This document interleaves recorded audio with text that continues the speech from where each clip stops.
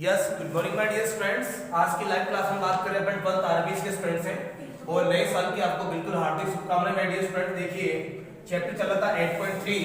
Chapter का जो name है भैया AOD, that is application of derivative. और जो प्रॉपर 8.3 का जो टॉपिक रनिंग है my dear student, that is curve and tangent and normal.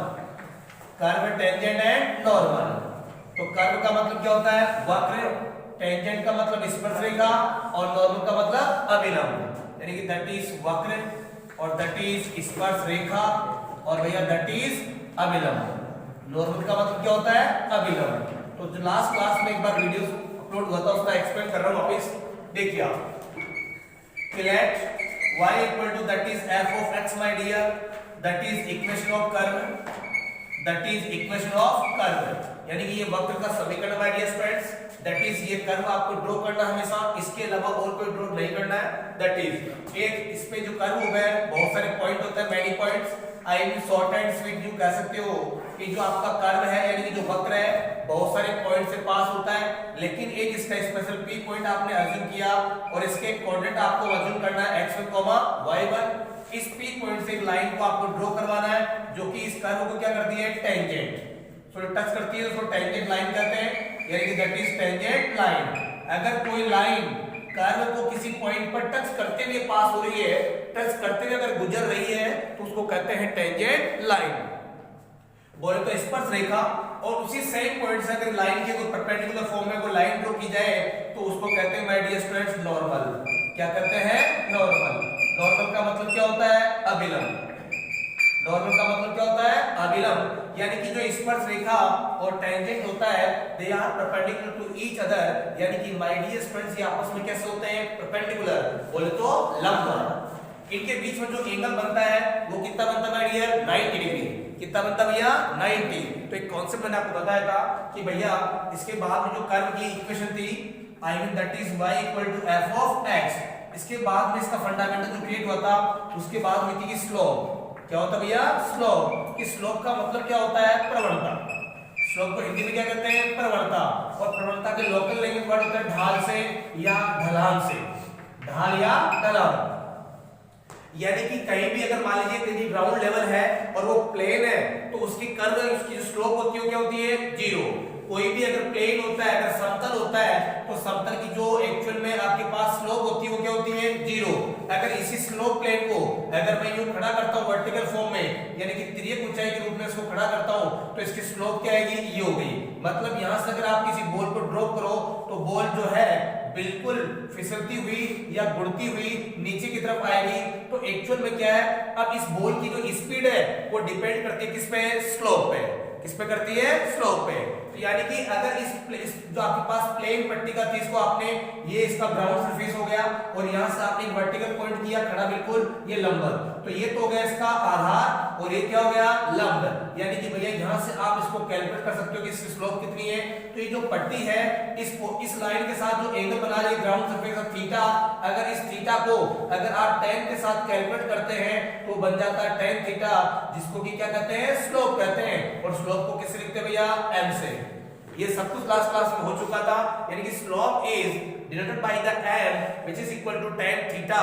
यानी एक्चुअल कांसेप्ट स्लोप का यही है कि अगर आपके पास कोई लाइन हो जो कि पॉजिटिव एक्सिस की डायरेक्शन के साथ अगर एंगल थीटा बना रही हो और थीटा का अगर कैलकुलेट करते हैं tan के साथ तो उसको कहते हैं m equal to tan theta, that it is called the slope of line. बोले तो माय डियर स्टूडेंट प्रवणता। क्या होती है? प्रवणता। अब देखिए भैया इसके बाद में अगर इसकी प्रवणता आ गई किसकी? ये जो तो स्लोप किसकी होती है? टेंजेंट की। ये प्रवणता किसकी होती है? टेंजेंट बोले तो स्पर्श रेखा की। यानी कि अगर m equal to tan theta अगर स्लोप आ गई किसकी बेटा? स्पर्श रेखा की, तो अभिलंब की जो प्रवणता है वो किसमें होती है? अपोजिट में, यानी कि माइनस के 1/m। ये m जो स्लोप बनती है टेंजेंट लाइन की और माइनस के 1/m जो बनता है वो अभिलंब की स्लोप बनती है। किसकी बनती है? अभिलंब की। इसके बाद देखिए आप अपने बुक के अकॉर्डिंग कि आपको जो टॉपिक जो दिया हुआ है वो एओडी है, एप्लीकेशन ऑफ डेरिवेटिव है।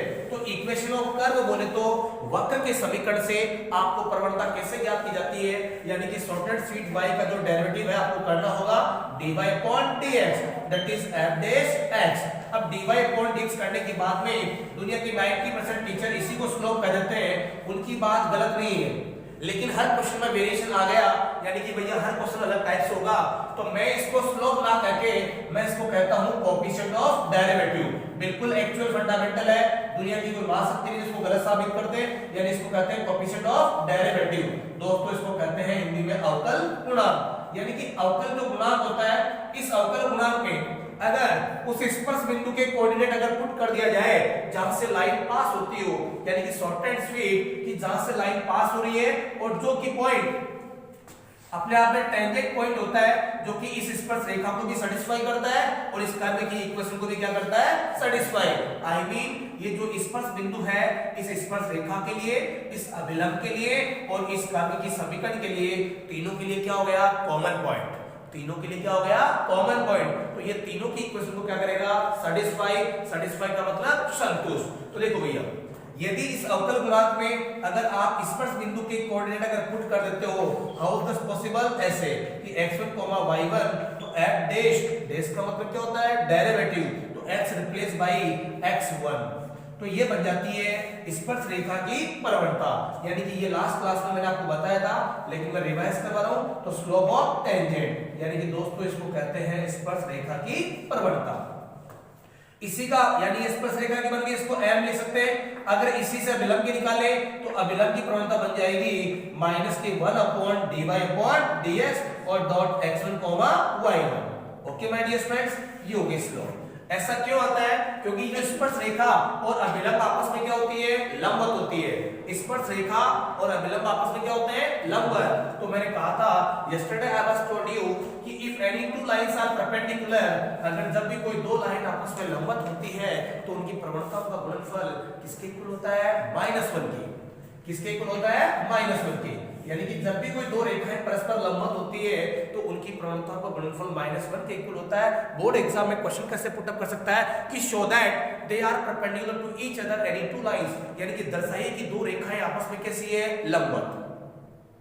8.3 का एग्जाम में क्वेश्चन आ सकता है कि दर्शाइए कि दो रेखाएं आपस में क्या है, लंबवत। तो उनकी प्रवणताएं फाइंड करके आपको उनका क्या करना है, multiply.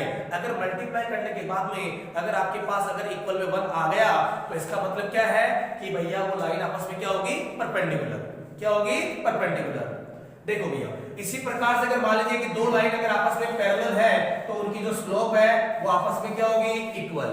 m1 = m2, m1 = m2। इधर आ दो। अगर दो रेखाएं परस्पर समांतर है तो उनकी प्रवणताएं क्या होगी, इक्वल। यस और नो, ओके। अब देखो भैया, यानी कि इसका कॉन्सेप्ट भी होता है, डेरिवेशन भी होता है, आप चाहो तो कर सकते हो। यानी कि short and sweet, suppose that ऐसे ये x, ये x डैश, ये y एंड y डैश, तो x की प्रवणता क्या होती है बेटा, m इक्वल क्या होती है, 0। कल बता दिया था मैंने कि स्पर्श रेखा की प्रवणता क्या होती है, 0।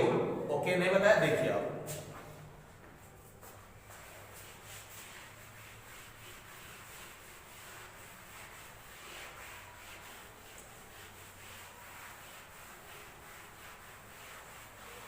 देखिए आप,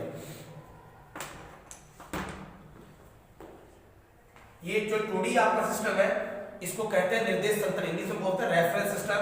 that is x and x dash and y and y dash. Suppose that ये कोई x अक्ष है, तो इस ये जो x अक्ष है वो स्वयं के क्या है, पैरेलल है।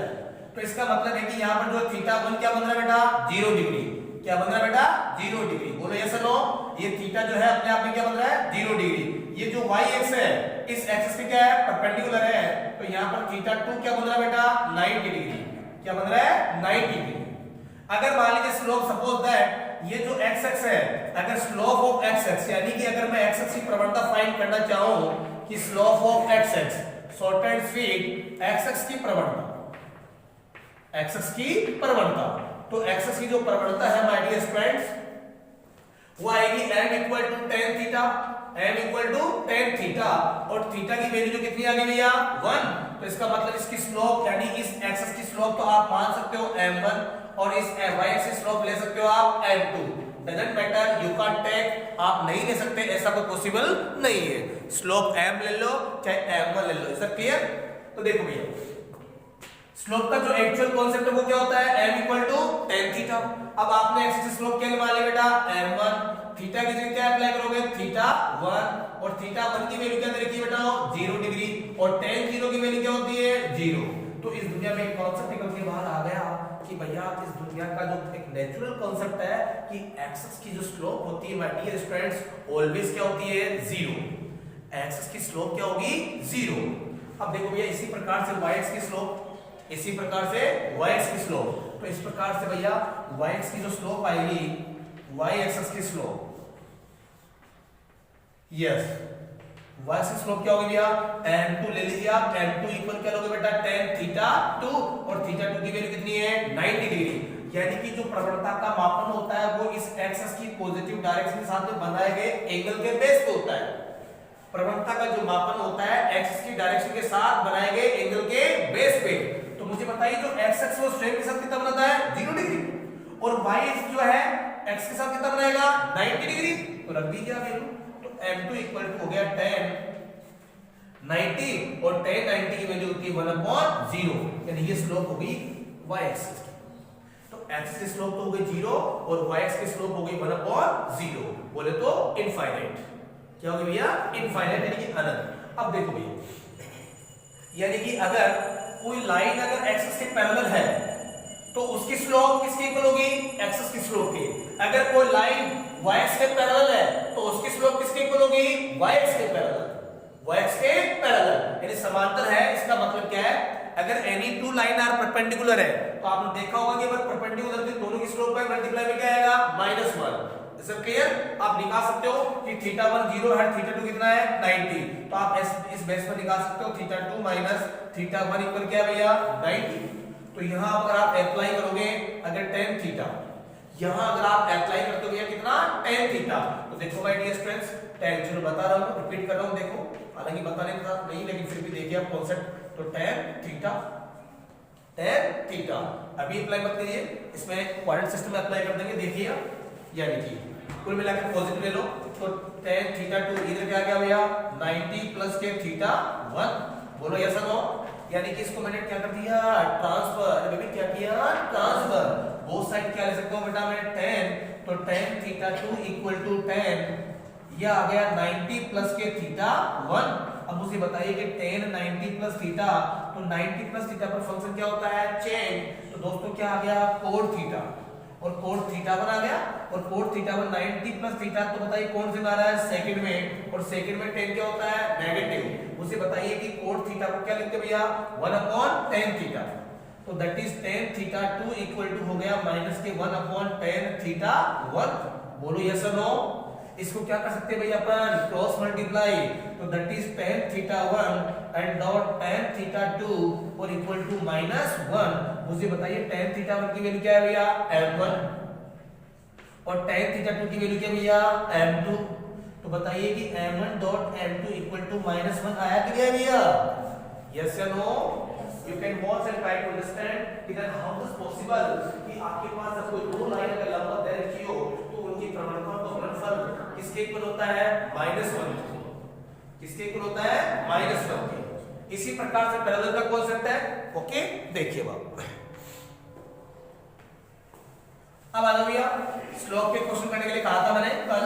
अब देखिए, अगर आपके पास स्पर्श बिंदु के कोऑर्डिनेट्स नहीं दे रखे हो, यानी कि जब भी अगर आपको स्पर्श पॉइंट यानी टेंजेंट पॉइंट के कोऑर्डिनेट फाइंड करने हो तो कैसे फाइंड करोगे, इसका जो नेक्स्ट फंडामेंटल है क्वेश्चन जो है, देखिए क्वेश्चन बहुत सफिशिएंट नहीं है, आपकी बुक में कम दे रखे, यस, कि find the tangent point, find tangent points, यानी कि स्पर्श बिंदु को फाइंड करना, फाइंड टेंजेंट पॉइंट्स, यानी कि दोस्तों स्पर्श बिंदु को फाइंड करना, स्पर्श बिंदु के निर्देशांक फाइंड करना। देखिए आप, स्पर्श बिंदु के निर्देशांक। अब स्पर्श बिंदु के निर्देशांक कहां पे आएंगे, कर्व पे। ये कोई इक्वेशन ऑफ कर्व है, that is equation of curve है।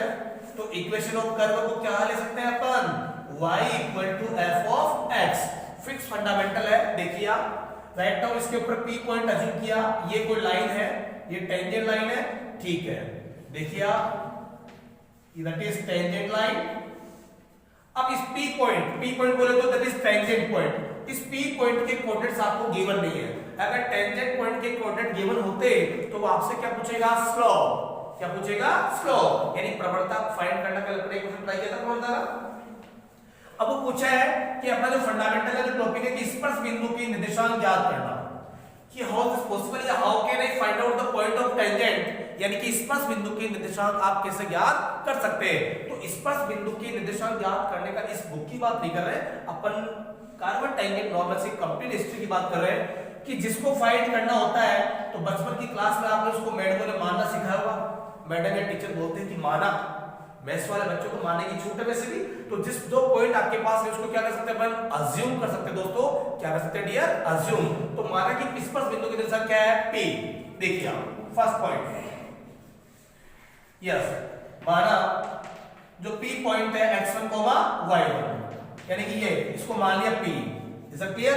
अब P मान लिया तो इसका मतलब सो देयरफॉर अगर ये जो P पॉइंट माना आपने, ये जो P है मुझे बताइए कहां पर स्थित होगा बेटा, वक्र। कहां पर भैया, वक्र पर स्थित है। अगर वक्र पर स्थित है तो भैया आप कह सकते हो कि ये जो P पॉइंट है वो इस कर्व के इक्वेशन को भी सैटिस्फाई करेगा और इस टेंजेंट लाइन के इक्वेशन को भी सैटिस्फाई करेगा। बट जब वो P पॉइंट पूछेगा तो उस कंडीशन में आपको टेंजेंट लाइन गिवन नहीं होगी। इक्वेशन ऑफ कर्व तो हमेशा गिवन होगा। विदाउट इक्वेशन ऑफ कर्व के ना तो स्लोप फाइंड कर सकते हैं ना आप प्रवणता फाइंड कर सकते हैं। अब ये वक्र पर स्थित है तो आप कह सकते हो कि भैया इसके अकॉर्डिंग, यानी कि सो देयरफॉर जो ये P पॉइंट की जो कोऑर्डिनेट है वो कर्व की इक्वेशन को क्या करेंगे बेटा, सैटिस्फाई। तो इसको तो आप इक्वेशन फर्स्ट दे सकते हो, तो ये बन जाएगा y1 = f of x1, तो दैट इज इक्वेशन सेकंड।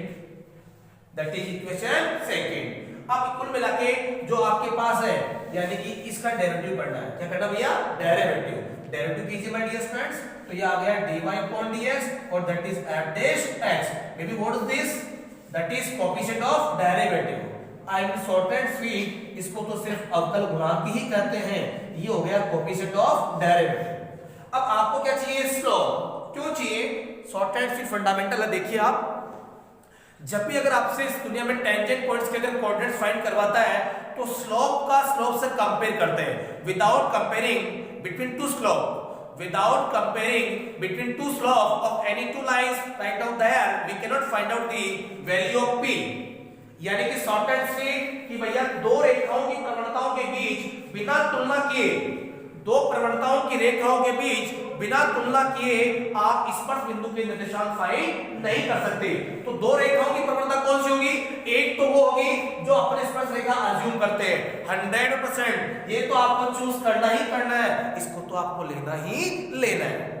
यानी कि मैंने कहा कि भैया ये क्वेश्चन जाइए, क्वेश्चन में जाइए, फंडामेंटल को समझिए कि जब भी आपसे स्पर्श बिंदु के निर्देशांक पूछे तो दो रेखाओं की प्रवणताओं के बीच आपको क्या करना होता है, तुलना। तुलना बोले तो बेबी कंपेयर। क्या होता है बेबी, कंपेयर। इसका मतलब है कि दो रेखाएं, तो शॉर्ट एंड स्वीट, एक रेखा तो अपनी क्लास में है, देखो, यानी कि एक रेखा ये रही अपने पास, अपनी क्लास में कौन सी है, टेंजेंट लाइन। अपनी क्लास में कौन सी रेखा बेटा, टेंजेंट लाइन, यानी ये स्पर्श रेखा है। दूसरी रेखा कहीं से और पकड़ लो, पड़ोस से या किसी अदर क्वेश्चन से या कहीं से देगा। कैसे देगा, देख लीजिए आप। यानी कि ये हो गया कोएफिशिएंट ऑफ डेरिवेटिव, अवकल गुणांक हो गया। लेकिन मैंने कहा कि आपको स्पर्श बिंदु के निर्देशांक फाइंड करने हैं तो प्रवणता का प्रवणता से कंपेयर करना है। तो एक रेखा की प्रवणता तो कौन सी होगी, स्पर्श की। तो दोस्तों प्रवणता की स्पर्श रेखा आपको फाइंड करना आता नहीं आता, आता है। जो पॉइंट आपने अज्यूम किया है उसी को फाइंड करो, उसी को पुट कर दो। तो ये हो गया f dash x1, यानी कि ये क्या हो गई, स्लोप। क्या हो गया दोस्तों, स्लोप। देखो भैया ये कॉन्सेप्ट बहुत ही लाजवाब है। ये हो गया slope of tangent. Short and sweet इसको कह सकते हो आप स्पर्श रेखा की प्रवणता। क्या कह सकते भैया, स्पर्श रेखा की प्रवणता। इसको स्पर्श रेखा की प्रवणता है। इसका मतलब ये इसको इक्वेशन दे सकते हो आप थर्ड। अब एक रेखा की प्रवणता तो आ चुकी है, एक रेखा कौन सी होगी, जो अपनी क्लास में, अपनी क्लास का मतलब अपनी ग्रुप में है, यानी कि टेंजेंट लाइन, बोल तो स्पर्श रेखा। अब अगर वो फाइंड करवाएगा, अगर वो P बिंदु के निर्देशांक फाइंड करवाएगा तो इसके अल्टरनेट वो कंडीशन देगा, यानी कि भैया और कंडीशन को क्या देगा, देखिए आप कंडीशन क्या देगा, यानी कि वो प्रतिबंध देगा कि जो आप स्पर्श बिंदु के निर्देशांक फाइंड करवा रहा है तो इसके अलोन वो कंडीशन देगा क्या देखा कि ये जो स्पर्श रेखा है किसी अन्य रेखा के क्या हो समांतर, या तो वो देगा शॉर्ट एंड स्वीट 99 नहीं 101% देना ही होगा उसको, नहीं तो इसकी हिस्ट्री चेंज जाएगी। कंडीशन क्या देगी, देखो भैया फर्स्ट में कि जब स्पर्श रेखा किसी अन्य रेखा के क्या हो समांतर, जब स्पर्श रेखा अन्य रेखा के क्या हो समांतर, या तो अन्य रेखा के समांतर हो, या हो सकता है कि वो लंबवत बोलेगा, या तो किसी अन्य रेखा के समांतर या लंबवत।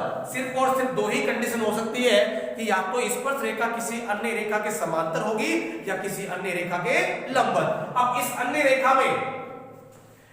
रेखा में क्या हो सकता है, या तो वो लाइन देगा, लाइन नहीं देगा तो या ऐसा नहीं कर सकता वो कि वो इक्वेशन ऑफ लाइन ना देके वो ऐसा कर सकता है कि भैया उस स्पर्श बिंदु के निर्देशांक ज्ञात कीजिए जहां से स्पर्श रेखा गुजर रही है, और साथ ही जो स्पर्श रेखा है वो x अक्ष के क्या हो समांतर या y अक्ष के लंबवत। y अक्ष के लंबवत हो गई तो x के समांतर हो गई, या x के समांतर बोले और भैया x अक्ष के लंबवत। तो जैसे ही कोई लाइन अगर x अक्ष के समांतर होती है तो वहां पर उस स्पर्श रेखा की प्रवणता किसके इक्वल हो गया, 0 की। अगर कोई लाइन कोई स्पर्श रेखा है, अगर वो x अक्ष के समांतर है, x अक्ष के क्या है भी समांतर, तो इसका मतलब है कि भैया दो रेखाएं समांतर तो उनकी प्रवणताएं क्या होती है, इक्वल। अब स्पर्श रेखा की प्रवणता तो अपने पास आ चुकी है, इस फॉर्म में आएगी, हमेशा x1 y1 की फॉर्म में आएगी। तो ये अगर ये स्पर्श रेखा x के समांतर होगी तो समांतर वाला जो कॉन्सेप्ट है, देखो भैया अगर रेखाएं समांतर होगी तो उनकी जो प्रवणताएं हैं उनको अपन इक्वल पुट कर लेंगे। अगर लंबवत वाला कॉन्सेप्ट देगा तो भैया m1 dot m2 equal to -1 वाला कॉन्सेप्ट अप्लाई कर लेंगे। अब स्पर्श रेखा अगर x अक्ष के समांतर हुई तो भैया इस स्पर्श रेखा की प्रवणता के इक्वल में 0 अप्लाई करना है। अगर स्पर्श रेखा y अक्ष के समांतर हुई तो इसके इक्वल में 1/0 अप्लाई करना है। या फिर बोलेगा ऐसा भी, देखो कुछ लाइन देगा वो, इस बार क्या देगा या देखना प्लीज कि दी गई स्पर्श रेखा, स्टार्ट डालेंगे लिखा लो प्लीज, इसके फंडामेंटल नोट्स तैयार करने आपको। दी गई स्पर्श रेखा किसी अन्य रेखा और उस अन्य रेखा का समीकरण दे देगा, यानी y equal to 2x plus k3, यानी कि दी गई स्पर्श रेखा किसी अन्य रेखा इस रेखा के क्या है समांतर है। तो इसका मतलब है कि भैया इस बार वो किस रेखा का क्या दे दिया, समीकरण। तो मुझे बताओ दी गई स्पर्श रेखा यानी इस स्पर्श रेखा की जो प्रवणता है, इस स्पर्श रेखा की जो प्रवणता है वो इस रेखा की प्रवणता के क्या होगी, इक्वल। क्या होगी, इक्वल, क्योंकि दी गई स्पर्श रेखा और ये रेखा आपस में कैसे है, समांतर है दोस्त। तो इसका मतलब इस रेखा की प्रवणता और इस रेखा की प्रवणता क्या होगी, इक्वल। स्पर्श रेखा की प्रवणता तो x1 y1 की फॉर्म में ही आएगी क्योंकि वैल्यू फाइंड करनी है, लेकिन जो दूसरी रेखा आएगी उसकी प्रवणता हमेशा कांस्टेंट वैल्यू आएगी या किसी न्यूमेरिकल वैल्यू आएगी। तो बताओ इस रेखा की प्रवणता क्या होगी, 2। तो यानी कि शॉर्ट एंड स्वीट कि भैया किस रेखा का जो समीकरण है मैं बता चुका हूं कि भैया प्रवणता रूप में क्या होता है, y equal to mx plus c। m जो होती है x का कोएफिशिएंट, इसको कहते हैं दोस्तों प्रवणता, और c जो होता है उसको कहते हैं y अक्ष पे काटा गया अंतःखंड। 11th क्लास में स्ट्रेट लाइन में आप पढ़ भी चुके हो कि जब लाइन अगर 2 पॉइंट से पास होती तो किस फॉर्म में बिहेव करती है, अंतःखंड रूप में होता तो किस फॉर्म में बिहेव करती है, और प्रवणता रूप में होता तो किस फॉर्म में बिहेव करती है। Is it clear? देखो अर्थात अब ये प्रवणताओं को कंपेयर करके आपको कुल मिला के यानी कि शॉर्ट एंड स्वीट कि भैया कंपेयर बिटवीन, यानी कि भैया प्रवणता का प्रवणता से तुलना, ये लो भैया प्रवणताओं का प्रवणता से क्या करना है, तुलना, कि प्रवणताओं की तुलना करनी है।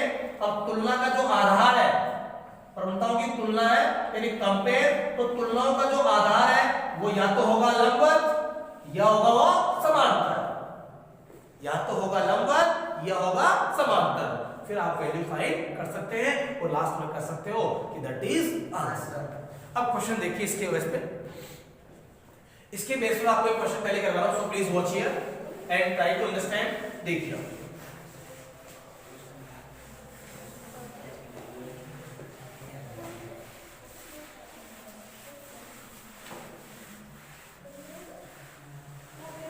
देखिए ये क्वेश्चन नंबर देखो, जो आपके पास ऐसा कोई क्वेश्चन देखो जहां फाइंड करना हो टेंजेंट पॉइंट, देखिए प्लीज।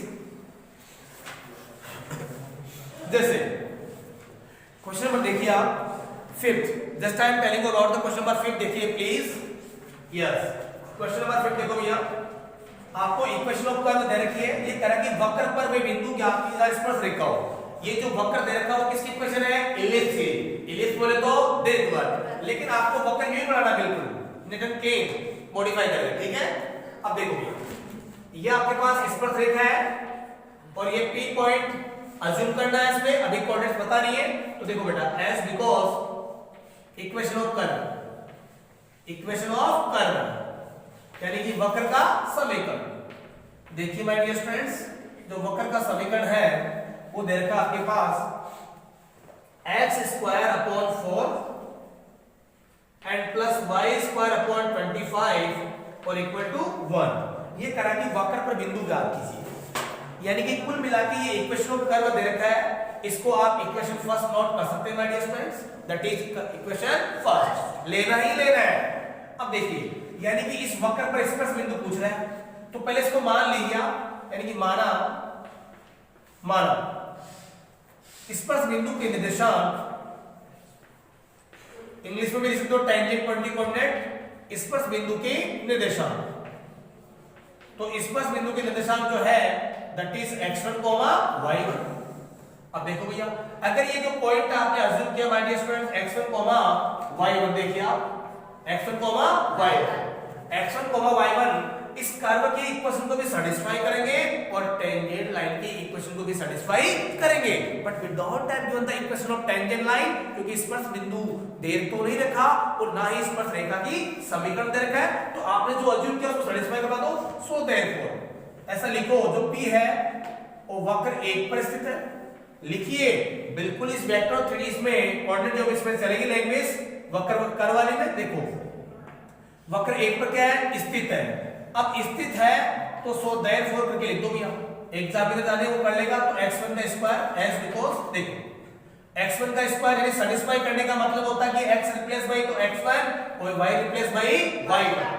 सैटिस्फाई करने का मतलब होता है कि जो पॉइंट्स आपने अज्यूम किए हैं उसको x और y की जगह क्या करना है? रिप्लेस करना में भी देखो x1 का square upon 4 and plus y1 square upon 25 and equal to 1, that is equation second. आपको तो भैया किसका डेरिवेटिव करना है बेटा? थर्ड का। तो देखो डेरिवेटिव कर दीजिए, तो 2x अपॉन 4 एंड प्लस के 2y अपॉन 25 और y का भी डेरिवेटिव कर दीजिए dy अपॉन dx एंड 1 का क्या होगा बेबी? 0। तो देखो भैया 2 कॉमन लेके मैंने क्या कर दिया? कैंसिल आउट कर दिया। कई बच्चे क्या करेंगे? यहाँ जल्दी करेंगे, अति जल्दी, बहुत ही जल्दी करते काट देंगे, यहाँ काट दो, अरे कॉमन लेके कट जाएगा, ठीक है ना। देखिए आप तो शॉर्ट एंड स्वीट जो dy अपॉन dx की वैल्यू आएगी, देखो भैया यानी ये आ गया इधर माइनस के x/4 और ये कहाँ आएगा भैया? y upon 25। बोलो यस नो, यानी पहले इसको ट्रांसफर कर दिया फिर मल्टीप्लाई तो कहाँ इसके डिवाइड में, तो शॉर्ट एंड स्वीट ये क्या लिखा जाएगा भैया? 25 अपॉन 4 और क्या आएगा भैया? x upon y। बोलो यस नो, और क्या आ रहा है? माइनस। क्या आ रहा है भैया? Minus. What is this?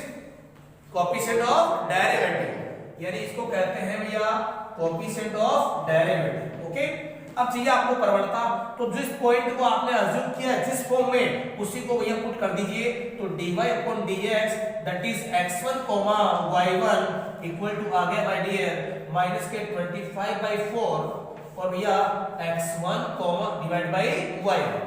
Okay my dear students, ये आपके पास आ गया। देखिए आप what is this? Slope of tangent.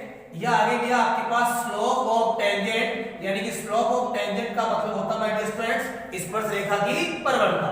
इसको आपको लिखना है, अगर मैं एरो करके लिख रहा हूं तो आपको एग्जाम में ऐसा कैसा ही लिखना है, स्पर्श रेखा की प्रवणता, स्पर्श रेखा की प्रवणता। अब देखिए भैया ये जो स्पर्श रेखा की प्रवणता है इसके बाद में कंडीशन दे रखा है कि भैया आपको तो उस स्पर्श बिंदु के निर्देशांक निकालना है जहां से स्पर्श रेखा गुजर तो रही है लेकिन साथ ही साथ वो किसी एक्सिस के समांतर है। एक्सिस के क्या है? पैरेलल। तो देखो भैया एज बिकॉज, अब ये कंडीशन लिखो भैया, आपको कंडीशन दी हुई है और कंडीशन को हाईलाइट कीजिए। देखो भैया कि एज बिकॉज स्पर्श रेखा देखो भैया स्पर्श रेखा एक्स के क्या भैया समांतर। अब एक्स के समांतर है तो मुझे बताइए कि जो स्पर्श रेखा एक्सिस के समांतर होगी तो एक्सिस की प्रवणता और स्पर्श रेखा की प्रवणता क्या होगी इक्वल। तो स्पर्श रेखा की प्रवणता क्या भैया dy अपॉन dx और at x1 y1 okay. And भैया स्पर्श रेखा x के समांतर है तो स्पर्श रेखा की प्रवणता तो ये आ गई और एक्सिस की प्रवणता क्या होती है 0। अब इसकी प्रवणता रख दो तो माइनस के 25/4 एंड डॉट x1 को divide by y1 equal to 0। तो क्रॉस मल्टीप्लाई किया दोस्तों तो x1 की वैल्यू क्या आ गई 0। x1 की वैल्यू क्या आ गई 0। अब x1 की जो वैल्यू है वो रख दो भैया समीकरण 2 में। जो इक्वेशन सेकंड है वो हमेशा कोऑर्डिनेट फाइंड करने के काम में ही आता है, इसके अलावा इसका कहीं भी यूटिलाइज नहीं होगा। समीकरण 2 में ये लो भैया x1 का मान रखने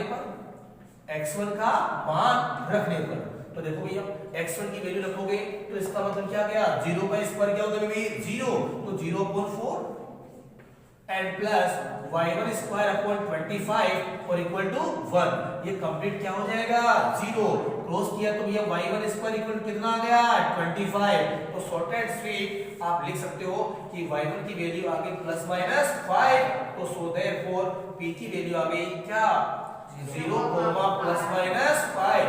बोलो baby that is answer. So sweet short and sweet. So my dear friends, you can watch and if any doubt, right now you can ask me. अब केस सेकंड, इसमें डबल केस दे रखा है। Case first they रखा है axis के समांतर हो, okay my dear friends. और केस सेकंड दे रखा है y एक्स के समांतर। केस सेकंड में क्या दे रखा भैया देखिए आप, केस सेकंड दे रखा है y एक्स के समांतर कि जब आपकी स्पर्श रेखा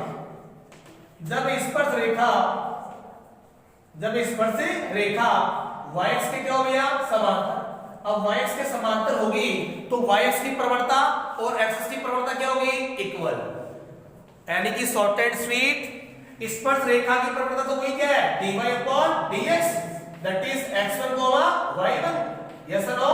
और y एक्स के समांतर है तो y एक्स की प्रवणता क्या होती है 1/0। अब 1/0 है तो दोस्तों इसकी प्रवणता क्या होगी माइनस के 25/4 and that is x1 divided by y1 और इक्वल टू 1/0। क्रॉस मल्टीप्लाई करोगे तो भैया इसके बुलागे कि शॉर्ट एंड स्वीट y1 की वैल्यू क्या आएगी भैया 0। ये y1 का मान कहां रखोगे बेटा इक्वेशन सेकंड में, समीकरण 2 में रखेंगे। तो जो x1 की वैल्यू आएगी वो आ जाएगी भैया प्लस माइनस 2। बोलो यस और no. So once again that is answer.